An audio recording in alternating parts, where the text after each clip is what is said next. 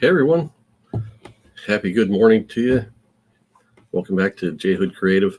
Hey, I've had a lot going on this week, but I had a little time this morning. Figured I'd hop on, do a little live stream, show some of the books I picked up yesterday, go over my contest, and maybe touch on the new trend in the YouTube video community of showing my watch list, showing my eBay watch list. And I'm also going to show you a little bit more in depth of how, or what my kind of bigger list is.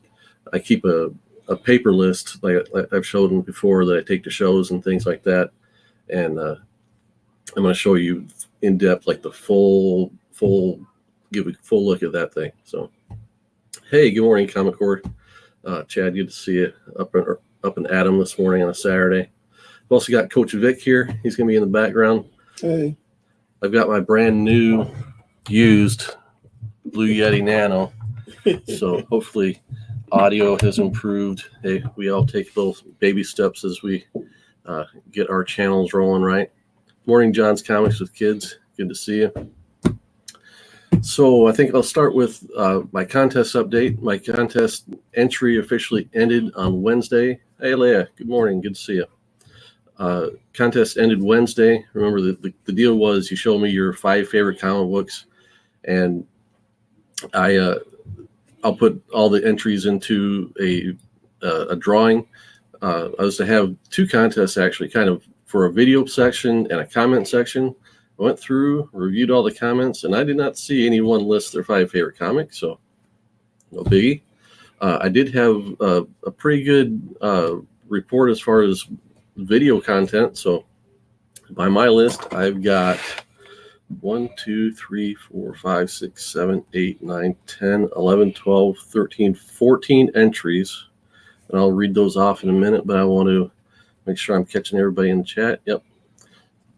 Like I said, good morning. See everybody.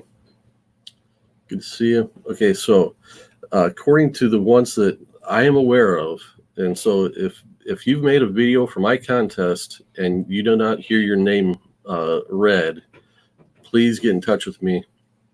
Send me either through IG, through J Hood Creative there, or leave a comment in any of my videos and I'll get a notification of it. Let me know that you made a video and I'll go look for it. But according to my list, I have videos from Comics Altruism, Escargot 1080, Unruly Simeon, Ruben Nieves, Comic Head 84, JP's Budget Collecting, 64-page special, D-Runk, Los, Gold Gauntlet Comics, Biggie Shack, The 88 Jester, Metarog, and C. Woodard 19. So like I said, if you do not hear your name read and you did make a video, please get in touch with me. So before I keep going on, I just want to check, how's the video? So this is the first time I've done anything with this new mic. So guys in the chat, let me know, is the video or is the audio okay? Am I too high, too low, volume-wise? Let me know. Give me a little feedback on that.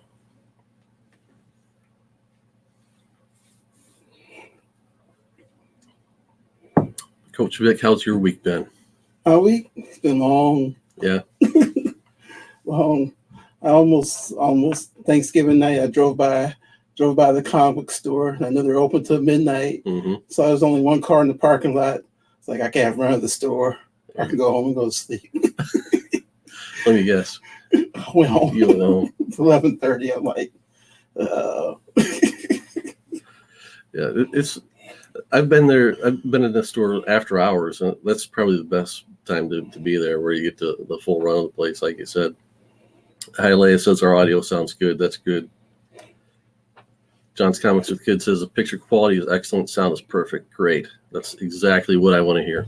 All right, and you're framed just right too.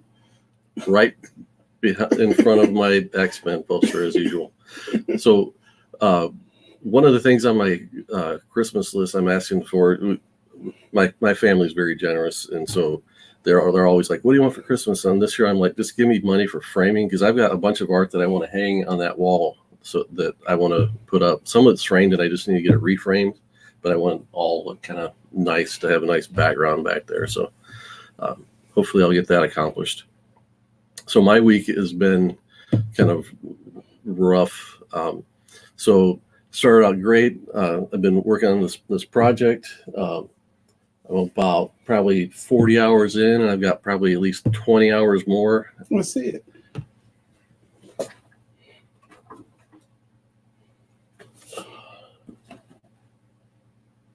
It's always hard to. That's amazing. You got 40 hours more left on it? At least 20.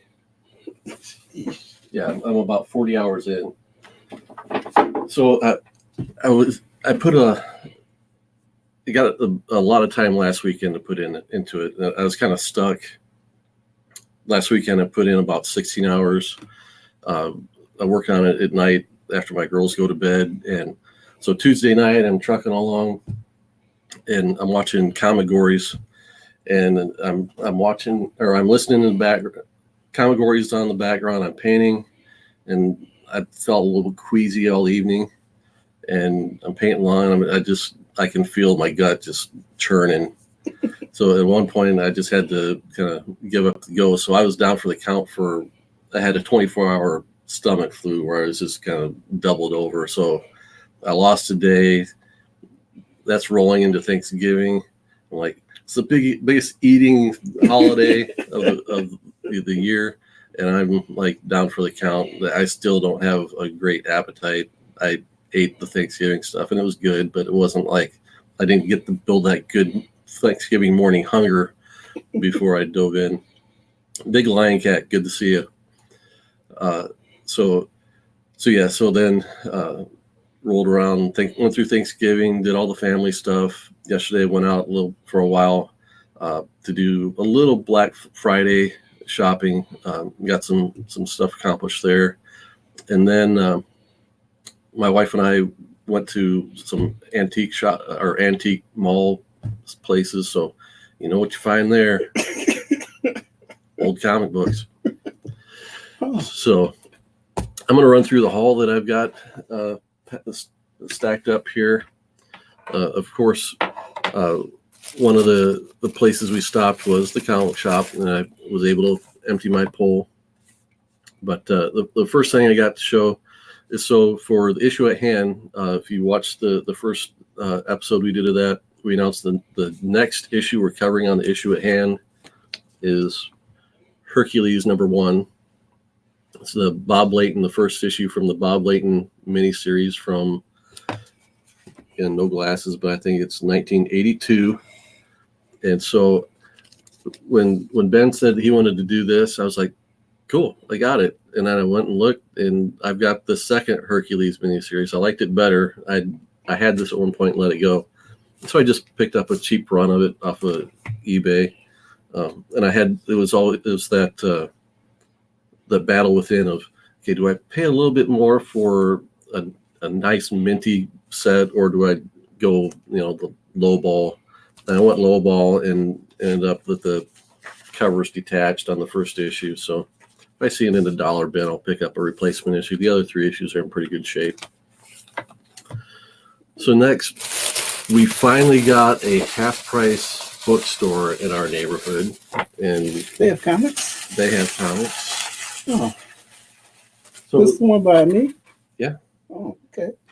So I'd always heard that half-price books can be a little bit of what they call a honey hole, where it's a secret spot, And I stopped at one in Indianapolis last time we went to Louisville, and it was a really nice store. I found the issue where the Falcon dons the Captain America costume for the first time. So I picked that up for $1. Really? Yeah, because the way they have it, they've got bins on top that are their full price, which means they're, I think, either $1.49 or $1.99. Okay, and then everything down below is their clearance, which in Indianapolis they consider that half price. Here they considered everything was $1. But the thing was that this is a brand new store, right? They had all their clearance books were unbagged, and they had sticker prices on every one of them. And an employee walked by, and I'm like, has anybody ever remarked about the fact you put the stickers directly on the books for your clearance stuff. And he's like, yeah, they're just books that people yada yada. I'm like, dude, that's a really bad look. So I'm going to stop back and probably talk to the manager. I'm going to be that guy and tell him he's got to go and pick all the price tags off, or he's going to keep all those books for a long time. So what did I get?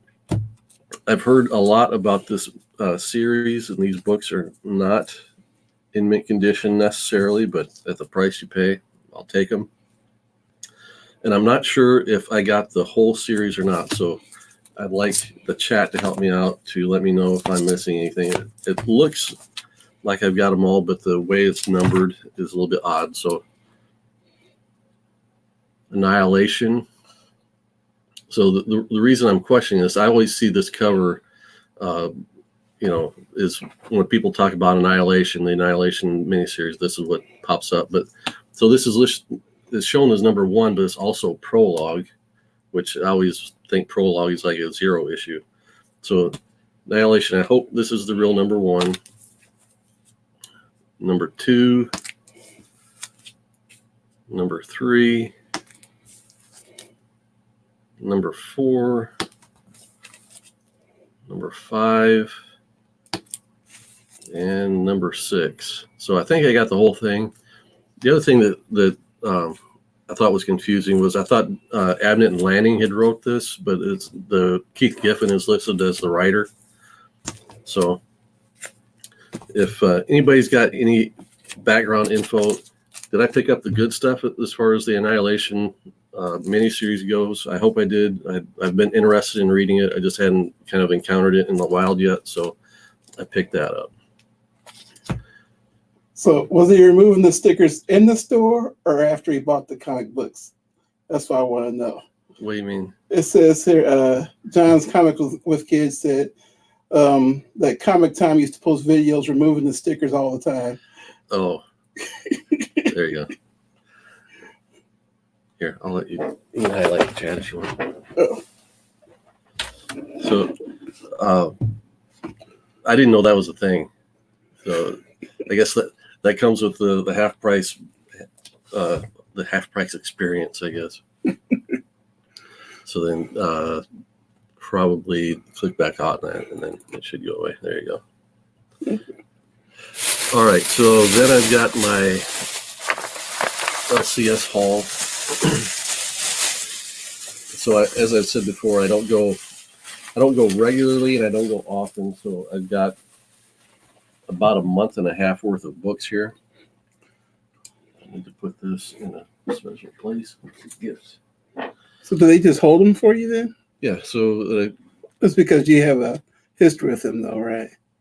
No, part of the comic book shop business model is they have a pull system. Any comic shop we're going to will have a pull system where you leave a list of the titles you want and they pull it for you. Mm-hmm. And then next time you come in, I mean, it's a good faith thing. They expect you to buy it all on one trip when you come back.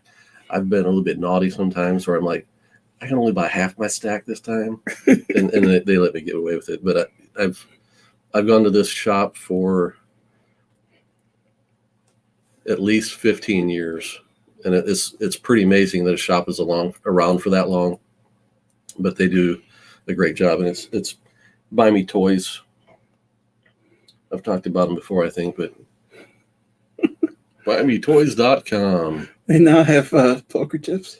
They have a poker chip redemption program, which they kind of give you the chips just when they have an event or something, like a free comic book day or a sale or something, and then you can bring your chip back and redeem it for some special offer or some big discount they have on a certain section of books. Maybe trade paperbacks are half off that day if you bring in your chip.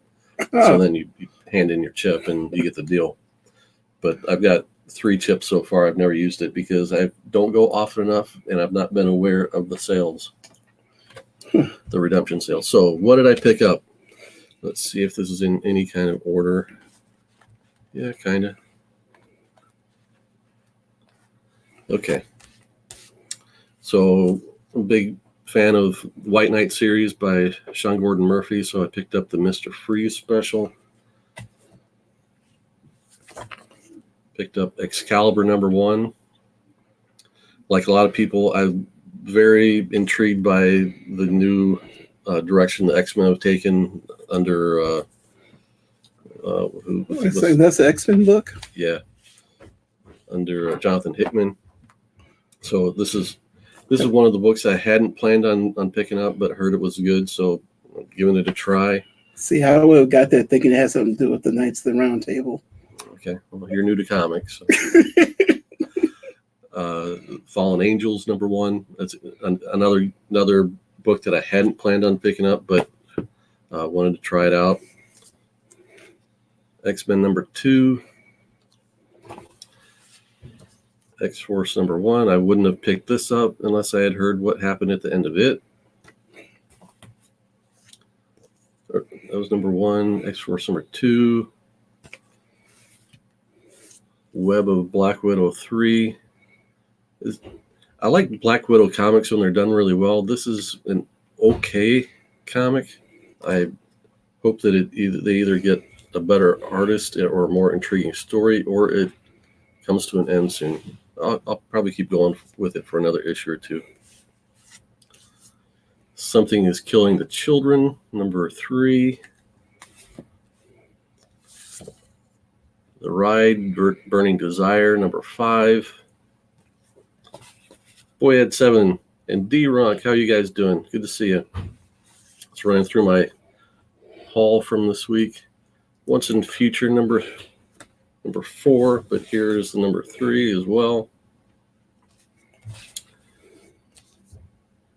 New Mutants #1. New Mutants #2.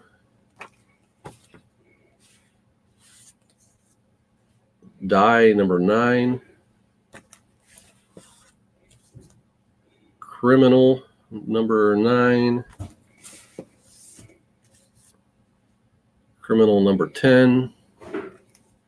And Harleen #2. So that's my regular comic book subscription, my pull, as it were. So yeah, about a month and a half there. They had a sale a while back, a few weeks ago. I did a video on that, and so that's one of those times where I'm like, I'll spend this much on the sale books, and I'll get some of my pull books, but not sometimes. So that's why there were so many of those. So then, my wife and I, like I said, we went to some antique stores. We got a few antique malls around here, and as far as comic hunting, it's nothing extra special. I wouldn't say. I hate the bad old sticky bag feeling. Ugh. And I'm gonna give me a second. Let me get these in order.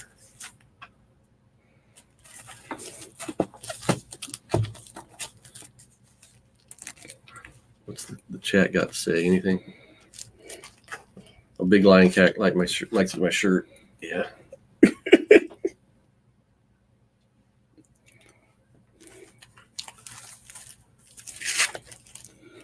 3. Where's the number on this one? So I'm also to believe that Once in Future has nothing to do with Camelot either. Actually, it does. Oh, okay. So they gave me with Excalibur, but I was right on with Once in Future. Mm-hmm. Okay, let's hope that's right.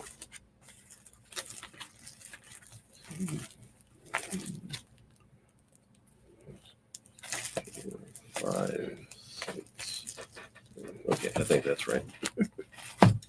Okay, so a lot of times, well, not a lot of times, but sometimes when you're comic book hunting, timing is key, right? So, man, these bags feel gross. Feel it. It's like sticky. Oh, yeah, I got it. So these are going to get rebagged right away. But I'd heard somebody this week mention this book and kind of reminded me of it. I wasn't super interested in it, but I figured I'd pick it up because it was affordable. Captain Victory. So this is the Pacific Comics title that Jack Kirby worked on after New Gods. So Captain Victory #1. Got 2 copies. Note the color variants. I've not had any time at all to dig into if that is significant in any way. Got 2 copies of #1, 2 copies of #2. The Dragon's Lair, used books, posters, prints in Dayton, Ohio. That's the backing board. I remember playing Dragon's Lair. So what was that? #2 is #3. Can't find the number, but Process of Elimination tells that's #4. #5. #6. #7. #8. All Jack Kirby goodness. #9. #10. Eesh. And I wasn't up on this book, so I didn't know how long the series ran. I did a little research when I got home and saw that they went to issue 13 and they had an annual or a special. The books at this dealer were, he had them a little bit overpriced, but he happened to be there, so he gave me a discount on them and kind of set me up at the front desk to tell him, give him my name, I'm going to get the same discount every time I go back. Nice. His books are a mess, so and there was a lot of them, and I didn't want to spend all day, so I kind of just grabbed those as I saw them. I thought, yeah, worth picking up.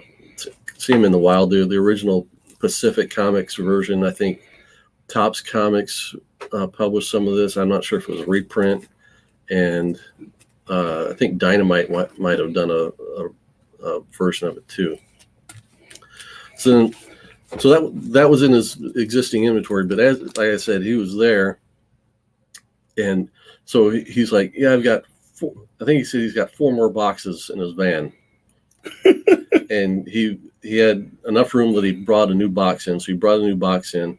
So this is where timing is key, right? I timed my visit to this place just right.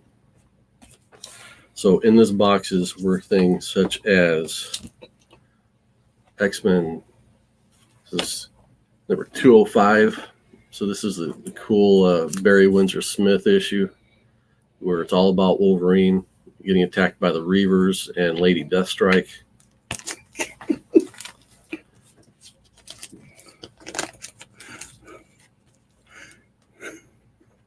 Don't go to the van, it's a trap. Definitely. Words to live by. It's like the adult candy right there. Comic books. It's true. X-Men 268. These books are not minty. This one actually has a little bit of a tear. I see a few spine ticks on each of them. Another Jim Lee X-Men #269.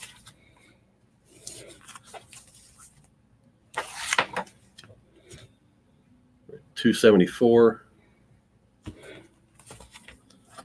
Might as well put these 3 in order. Which X-Men did we just do? We did the Dark Phoenix saga. What number was that? Number 137. Oh, okay, 137. So yeah, these are like another 140 issues later. This 256, 257, and 258. So these are books I already had. In many cases, I had them signed. So I wanted replacement copies of a few of them in case I decided to get some of my signed copies authenticated and slabbed and sold, and or possibly put these in AOKs or do an auction or a sale or something. So, what's the chat got to say about my haul? Hey, there's Immortal Biggie Shack. Good to see you, Biggie. Great X-Men covers. Can't go wrong with the X-Men. That's right. Got the T-shirt. Okay.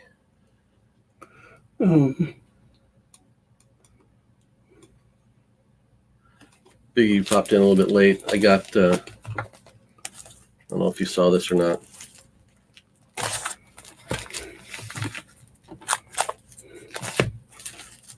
I just assumed everybody was a Jack Kirby fan in the beginning. No, Kirby is very much an acquired taste, in my opinion. I mean, for kids that grew up with him, I'm sure he was the bee's knees. Well, boy, that 7 said the exact opposite. Kirby's grown over the years, and as a kid, I wasn't a fan. As an adult, I'm in love. I'm in the same exact spot, and the reason is, okay, so let's do a comparison contrast between Jim Lee and Jack Kirby. Let me find. Let's compare these two covers a little bit. Let's discuss. What this one?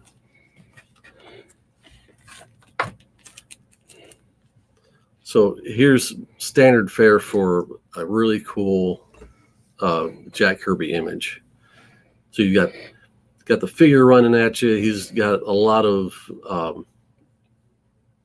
there's a lot of depth in the figure where the back foot's way in the background and the fist or the hand in the foreground's about to smack you in the face. You've got all the energy in the background. You've got an explosion. What caused that explosion? Jack Kirby caused that explosion. Is that 274? Which one? That you can already show. No, this is 258. Why are you asking about 274? Because somebody said they loved that cover. We can use that one as an example. Did I have that one? I thought you did. I could be wrong. You know me. Okay, there's 274. So both covers very much concentrate on the figures, the characters involved. So why these days do we love? Why do we love this? This is the cover I was going to use because it's got more action in it. So why do we love this more than this? I think this is what we like in this is it has a lot to do with the draftsmanship and the anatomy of the figures. I'd say it's got the same amount of energy, maybe less energy, because we don't have as much of the like explosive stuff we get in the Kirby. We get a lot of rendering, highlight, and shadow in this.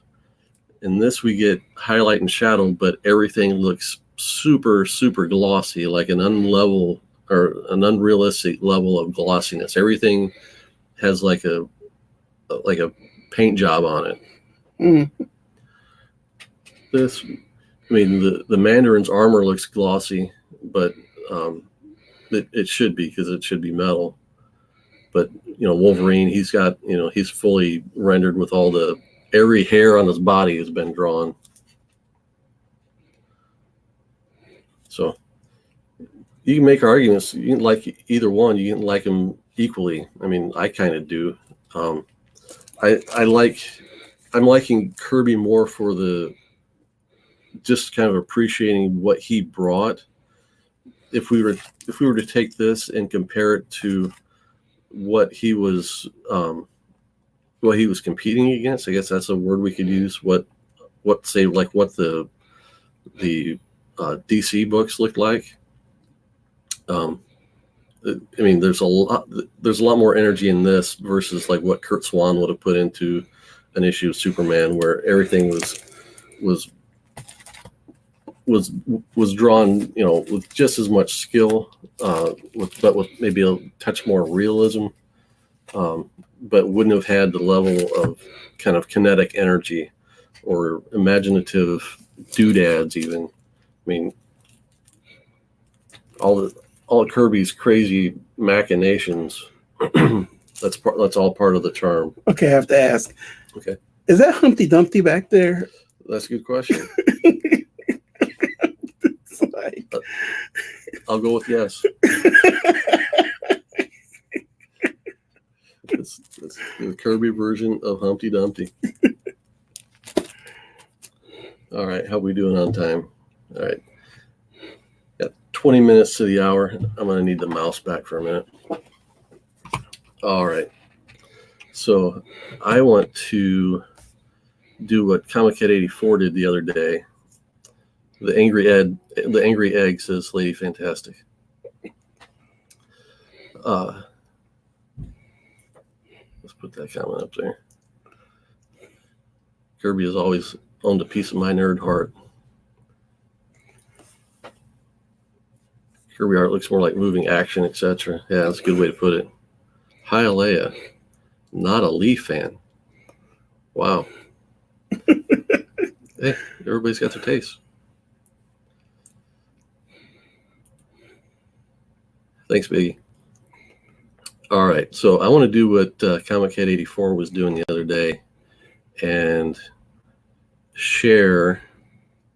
Hey, JP's Budget Collecting, good to see you. I'm going to share my eBay watch list. And why am I doing this? For the fun of it. That's why. That's the only reason.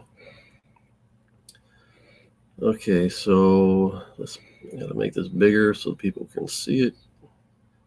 How am I gonna do this without like filling up my full screen? Maybe I'll have to.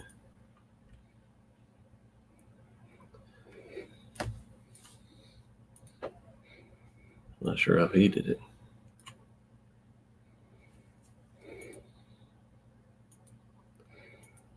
that's a good size, I think. Okay. There we go. All right, so I've got things like, again, I just picked up a bunch of Kirby stuff yesterday. I'm watching more Kirby. Things like this Thor 162. I almost bought a copy of this yesterday, and I double checked my list, and I already had it. So I need to remove that later on. I'm not going to do any housekeeping right now. Fantastic Four, number 55. So that's the classic issue where the Thing battles the Silver Surfer. This is one of the books I've been hunting for since watching YouTube. It's not a key. I guess it could be called a minor key. It's like so Silver Surfer makes his appearances in the initial trilogy of books, and then this is his first appearance after that. But you know me and my my sweet price point of $40. So 50 is pushing a little bit. Facsimiles. Someday I will have some of these books, and some of these I already have, like the New Mutants and the Amazing Spider-Man. So if I ever get them slabbed, I'll want some readable copies. I'll get on a kick and just look for one particular book or a few particular books, and that's so you're going to see a lot of repetition. This Fantastic Four 57 is the great issue where Dr. Doom captures the power cosmic from the Silver Surfer. Is another great Kirby, Stan Lee and Jack Kirby creation. For my money, I'm thinking from the Galactus trilogy. Well, we can take it even further back. Take it back to the introduction of the Inhumans. So a good 20-issue run of Fantastic Four from, say, issue 40 to issue 60 is when they were really hitting their sweet spot, really hitting their stride. I think Kirby, I don't want to say he was holding back art-wise, but he was holding back idea-wise after that, I think. Everything kind of staled out. Batman 194. So this is I've shown one of my favorite comics is the one issue I have where this is reprinted in the back, but I don't have an original floppy copy of 194. So that's something I look for. And of all the books I'm looking for right now, the tops on my hit list is New Gods #1, but I can get it in the condition I want for under, let's just say, in the double digits instead of the triple digits. It's just one of those things where you have to really be paying attention. And I've missed several opportunities to buy the book at the price I want. Fantastic Four 55 again. I really want the whole run of 2001, but number 8 with the first appearance of Machine Man is the one pricey copy. So sometimes people are selling lots of everything but that. So I have to keep an eye on that one particular issue, even though I'm not interested in paying the premium. If I want the complete run, I'm going to have to. And then, yeah, so here's an instance where somebody is selling the complete run for $90. I haven't jumped on that yet. Again, it's one of those things where I want it. I'm just hesitant to pay that kind of price for it. Here's a cool lot of Fantastic Four issues, number 57, 58, 59, and 63, all in really good condition. Well, when I say really good, they call it very fine or very fine plus. So who's to say what the condition really is, but it's not going to stick at that $40 price. I can guarantee you. I got 2 days left in that. I think Lady Fantastic has a question for you. Which issue of 2001? Number 8 is the first appearance of Machine Man. So Spec is driving the price on that issue because Machine Man played a prominent role in Marvel Zombies. And so with all the kind of movie announcements, there's been rumors that Marvel Zombies might appear in the Doctor Strange movie or in one of the What Ifs, or there's just a lot of spec around Marvel Zombies. And if people are thinking, well, if Marvel Zombies are involved, Machine Man was one of the big players in that because he was a machine and not a human. So he wasn't going to be attacked by the zombies. Thor 134 is the first appearance of the High Evolutionary. I'm not interested in it from a standpoint of the spec, which is being driven by the fact that he was Rocket Raccoon's creator, and the speculation is that he'll appear in the next Guardians of the Galaxy movie. Who created Rocket? The High Evolutionary. Really? Yeah. I don't know the story. I'm not familiar. I'm not a big Rocket Raccoon fan. I am a fan of these big Marvel cosmic beings that are they have the godlike level power levels. Mm-hmm. So I've been trying to collect those. Okay. Ego, that made an appearance in the last Guardians of the Galaxy would be one. High Evolutionary, they're slipping my mind. But there's a pantheon of them. So I'm trying to get all their first appearances, but it's not something I'm that interested in paying a lot of money for them. Okay. Biggie Shackle recognized this one, Jimmy Olsen 134. I've got a copy. I just need to upgrade it. If I can upgrade it for the right price, I will. And so, yeah. So that's a look at what's on my watch list. Now, one of the things that Comic Head didn't go over what was on his saved searches.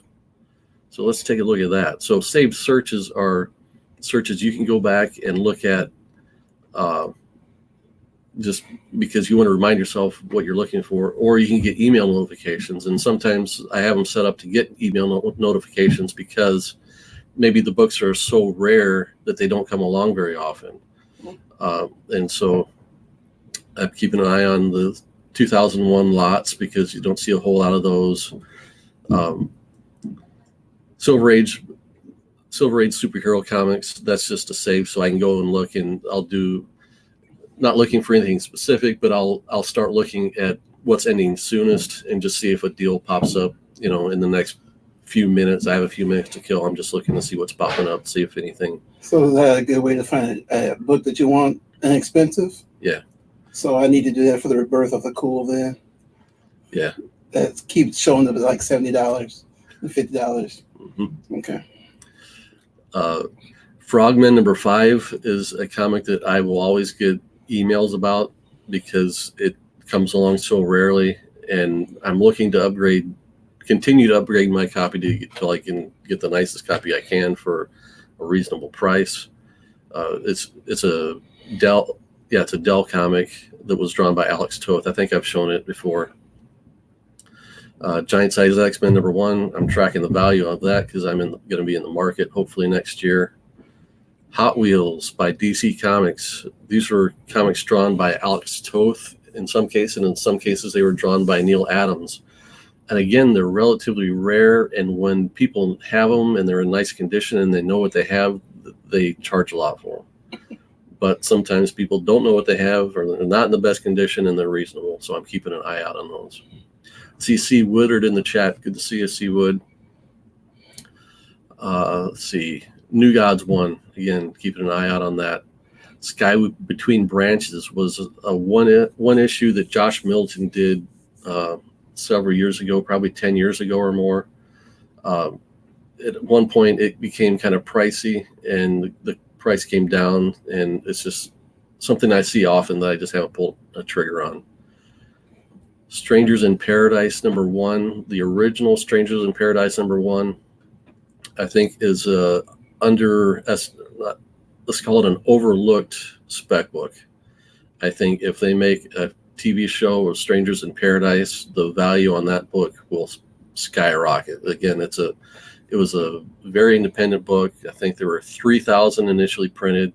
So it's a case just like Walking Dead or Teenage Mutant Ninja Turtles, and it's got such a following behind it. The people that have read the book are real diehard fans of it.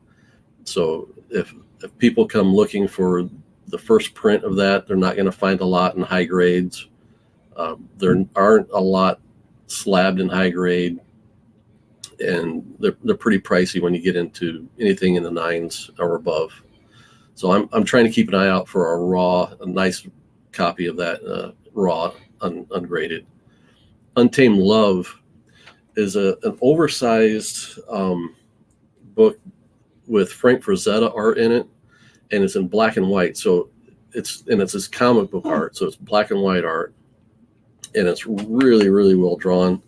I saw somebody doing a video where they were kind of redrawing, doing their versions, copying his art, and it's a real stellar piece. Are there many books that you get for the art regardless of the story, or irregardless of the story? Okay, so are there a lot? Okay. No, there aren't a lot, but there are some. Okay. But for me, art plays a big role in comics. It's hard to continue to read a story that has great art and a bad story, and it's hard to read a great story with bad art. Yeah. And when you get the combination of great story and great art, it always ends up being a classic. So. Okay. Let's see. Then we've got a few old issues of X-Men. #19, which is the first appearance of Mimic. For some reason, I'm just a fan of that guy, and I don't have one. So every once in a while, I'll poke around for an affordable copy. X-Men 28 is first appearance of Banshee. I've got a copy of it. It's really beat, so I'd like to get an upgrade to that. X-Men 58. I'm not sure why a golf club shows up as the preview. That's obviously not what I'm looking for. But it's one of the Neil Adams X-Men books. Might be the first appearance of Havoc, I want to say.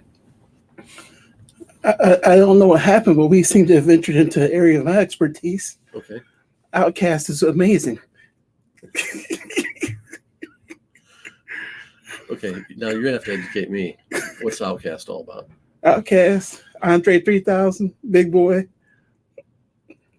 I'm assuming that's what they're talking about here, unless it's a comic strip.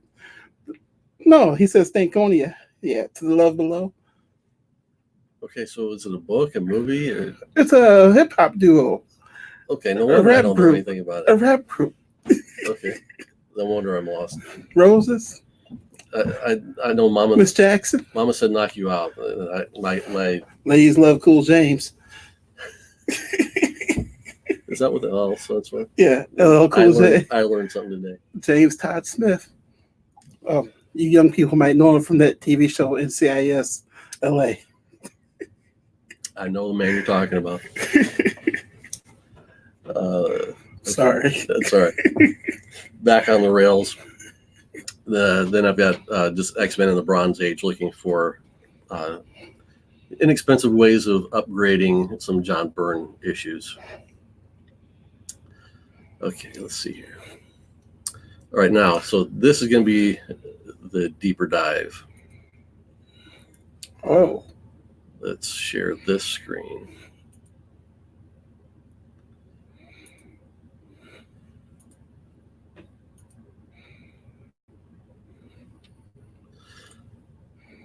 So eBay is kind of, it's what I look for kind of in the now. This is my list long term. This is the printed list I take with me to shows. In the left column, we have DC. Okay, hold on.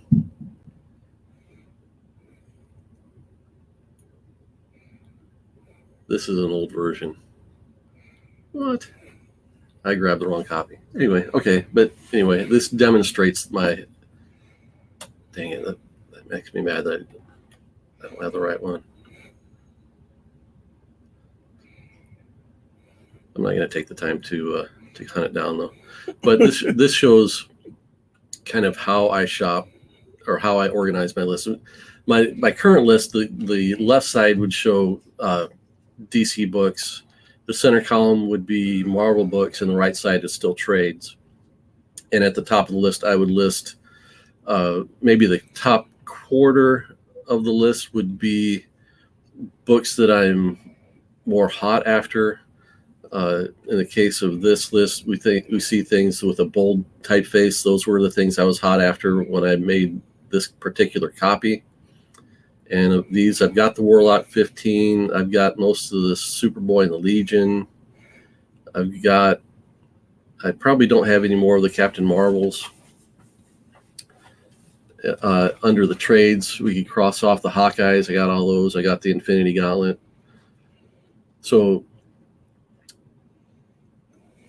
I can take this list and I fold it up into a trifold, and I didn't even bring my wallet down to actually show the real thing. Fold it up into a trifold so I can have a strip of titles. So if I'm looking in the Marvel section, I've just got a strip that I'm looking at as I'm kind of flipping through books. There are any independents that you're after? Independents are a short list at the bottom of the Marvel list. Oh, okay. So this older generation of list has things. So if we look at the bottom of the left column, we see things like Magneto 17 through 20.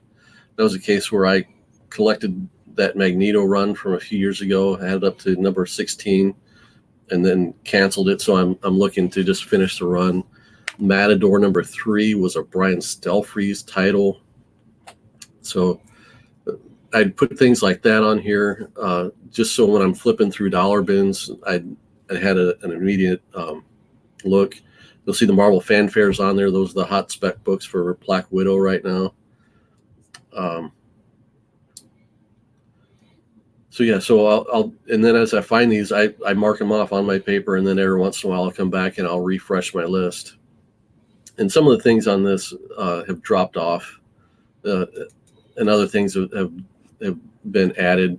A lot of Kirby work has been added. All of those cosmic Marvel Universe characters, I've added those on.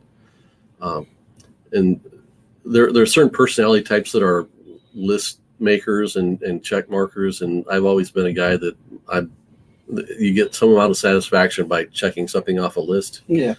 So I feel I've done well if I bring a stack of comic books home and I check off a lot of the comics that I bought. I feel that's a successful hunt. Nice.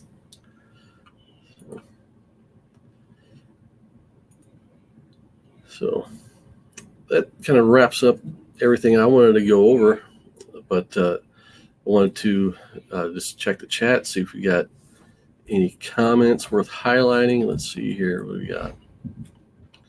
Lee Fantastic says certain indies are worth it. You had things like V for Vertigo and Watchmen that were 10 to 12 issues. Oh, Biggie was saying, indies are a waste of time unless you go deep. Yeah, it depends on why you're searching for them. If you're looking for them for value, sure, that might be the case. And for me, I'm completing a run. In some cases, I'll save all the comics until I bought the whole run, and then I'll read it, or will intend to read it. Is more often the case. Let's see what else we got here.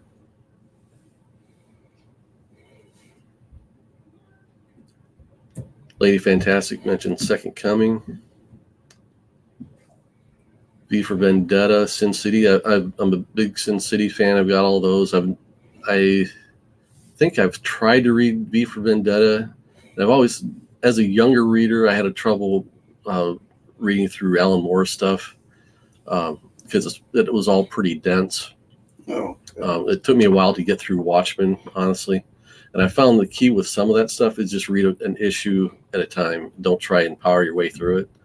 So if you ever read Watchmen, Coach Vic, read one issue worth a day. Okay. Read that much, put it down, come back to it. Then I come in about the squid. The squid is the weirdest part of the story. C. Woodard mentioned Saga and Chew. I've got the first 24 issues of Saga. I know fans of that book have really stayed strong in their support for it. I just saw to me, it was a lot of shock value and ongoing storylines that I could see were going somewhere, but I don't know. It just seemed to be, plotting in my opinion. I made comics and stuff want to pick up the whole run of Captain Victory now. We might be able to make him an offer. Maybe. I want to take a look at it and see if it's something that's going to go into my PC or if it's going to go in my to move section. I'm not sure at this point. Look at me selling off your stuff. I do need to scale up my sales game. I'm not a great salesman. Boyhead 7, we'll see you. Have a great day. Have a good weekend. And I think we're going to wrap this up too. I know John's Comics with Kids coming up real soon. So, hey, thanks everyone for stopping in. I really appreciate it. Glad we could have a little powwow this morning. Coach Vic, thanks for coming. Anytime, it's a fun time. You bet. So we'll log off and I'll remind you, faith, family, comic books. We'll see you next time.